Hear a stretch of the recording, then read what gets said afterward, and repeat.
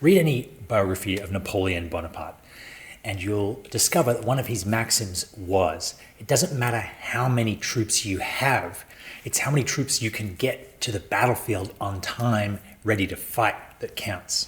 If Napoleon was a cinematographer, he would say it's not how much light you have, but it's how much light you can get where it needs to be that counts. Today we are looking at grip and lighting stands and how to get your light where it needs to be to get the shot you want to get.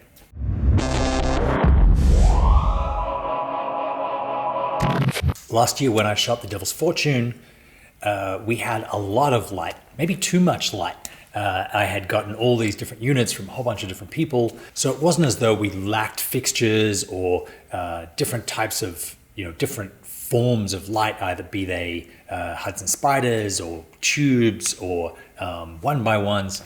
We had the units. The problem we faced more often than not was how to get the unit where it needs to be. Why is this such a challenge? Because almost always in cinematic lighting, you're looking for an upstage key. That means you want the key to be on the far side of the line that runs between the characters who are talking in the conversation. So if you have two people in a two-shot and they're talking, you need your light on the far side of both characters. This is called upstage lighting. This is called far key lighting.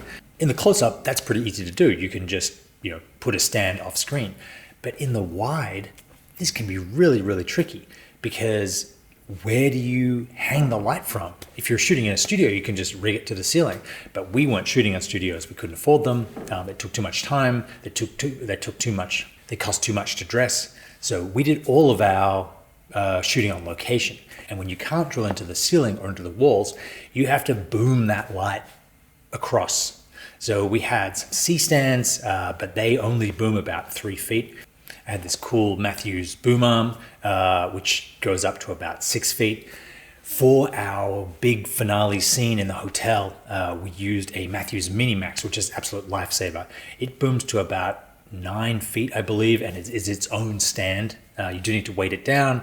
I rented one for, I think, $100 a day. Very well serves its purpose of being behind camera, going up and over the camera, over the actors, and then coming down on the other side so that you get that far side key, that upstage key. This upstage key can sometimes get a little bit ridiculous. If you're shooting two characters having a conversation on a couch, which is a very normal thing to happen in everyday life, a very normal thing to happen in a movie.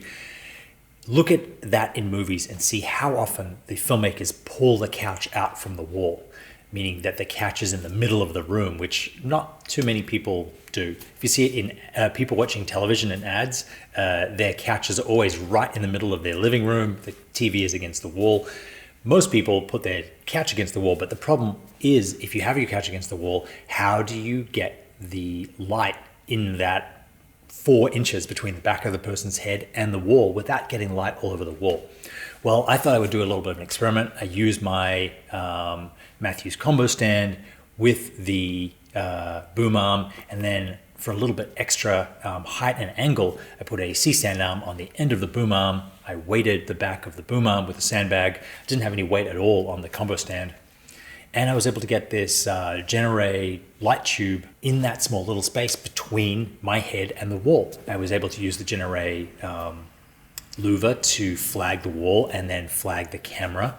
I shot these on the R5 in the 8K RAW and graded them in Resolve. For fill, I used the Road Rags kit to bounce light back onto the shadow side of my face, the camera side of my face, because if I didn't, it dropped off into absolute darkness and was a little bit too noir for what I wanted. For the wide, I ended up opening the window to give a little bit more space because I couldn't get that flag in where I had it before.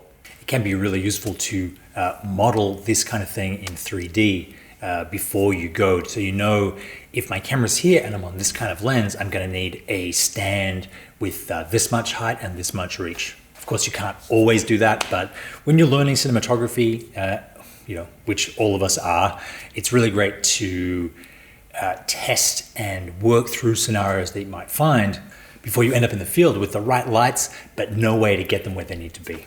These videos are sponsored by Canon Masterclass.